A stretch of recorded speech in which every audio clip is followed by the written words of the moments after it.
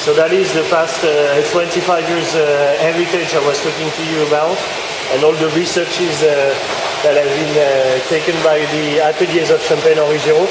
We have this marketing campaign, Forever and Ever Argonne, where a dedicated amount of the sales of Fudechêne and Argonne is offered to the National Forestry Office to maintain and replant part of the forest.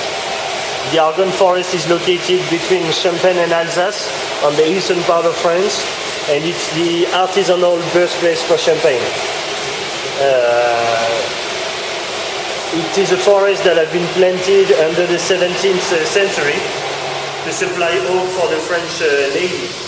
And because of its soil and terroir that is called Gaize, G-A-I-Z-E, it's a kind of a siliceous sandstone on which the trees grow very slowly.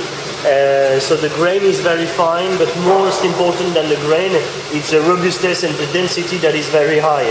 So there is not that much exchange between the wine and the oak. It's very respectful, in harmony. And within the forest, we are cutting trees that are 200 years old, and we know exactly from which terroir they have been growing on because we have the perfect traceability. And then the trees, this is a 200 years old tree, and it's called the billon of 1 meter, and then it's sliced into staves. And those staves will be dried and seasoned for 3 years outside before it can be used as a barrel.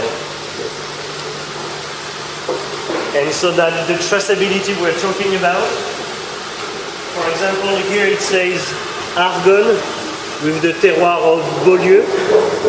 And there you have Argonne with the terroir of Jouy.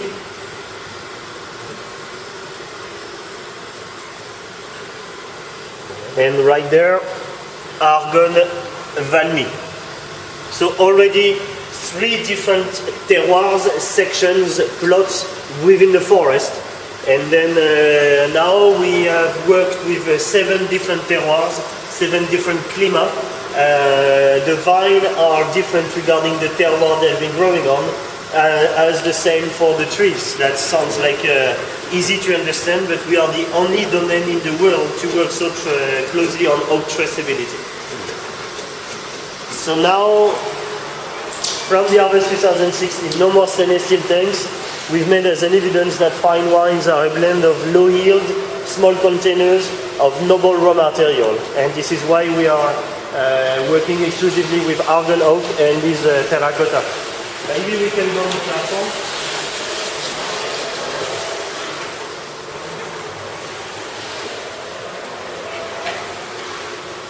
I'd like to take a few pictures from here.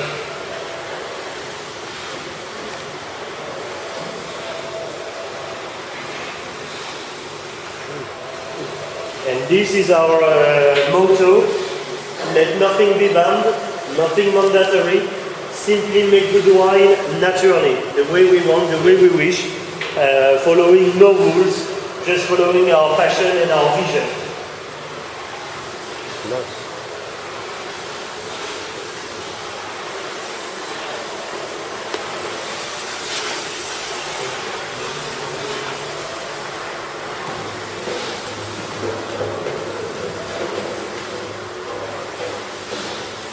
So all of the wines will go through the alcoholic fermentation, malolactic fermentation for a year, over full yeast with no racking and no bâtonnage, and then blend it together to create the different cuvées of the Ménard region.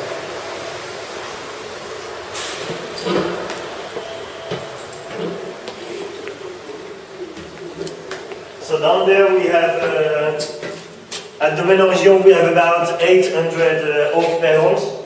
And here is the experimental caveau.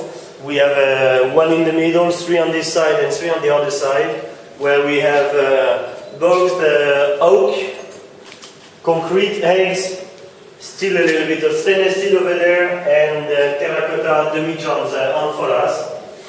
And so this is where we can vinify the same juices into different containers to prove how different the style and the signature would be.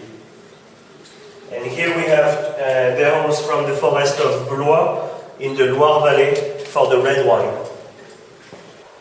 Okay, so let's start with the presentation of Domaine Henri Giraud, family-owned boutique handmade.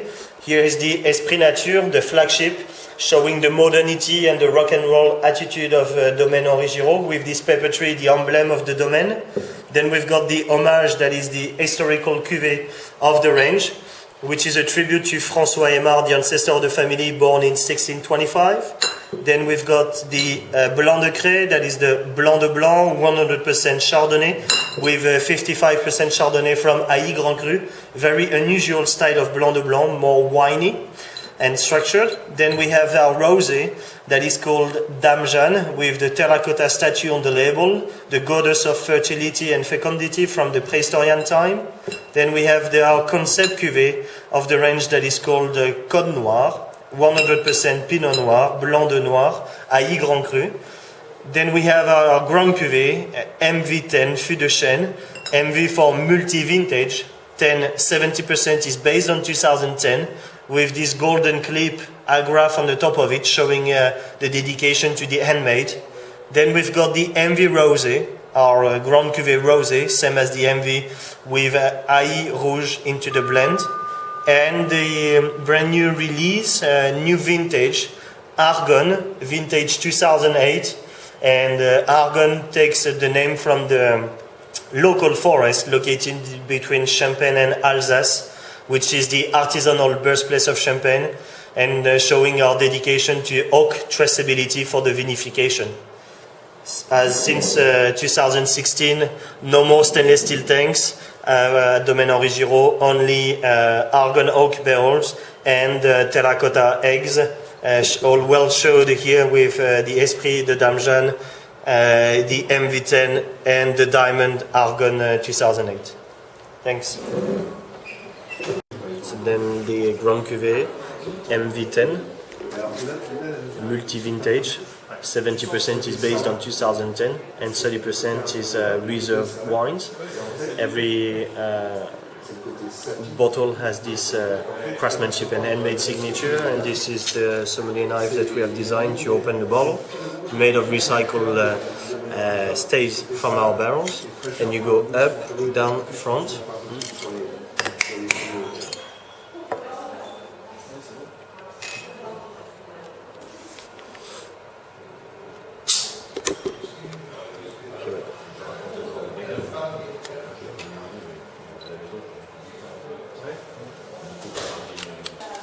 And so this is a 24 karat gold flash on the top of it, not to get rusty in our cellars and in our customers' cellar, with Henri Giraud engraved inside like a jewelry. So it's a pure Hailly Grand Cru. On the on-trade market, there are only 3 producers of Hailly Grand Cru, Ansem Cellars and Jackson, that produce a single vineyard cuvée, less than 2,000 bottles, and Champagne Henri Giraud offering a range. Here you have this ripeness of Hailly Grand Cru and the freshness we've been talking about. In the village, down to the village, there is the Marne River that goes like a snake, always bringing a fresh and humid air, climating the grapes during the day, during the night. And with that, and actually it's with this fresh and humid air, it's like climating the grapes and balancing with the ripeness. And we've got this saltiness and iodine with the level of acidity that makes your mouth saliva. You want another sip, another glass, another bottle. And this is the philosophy we were talking about. So a good bottle is an empty bottle. That's the most important.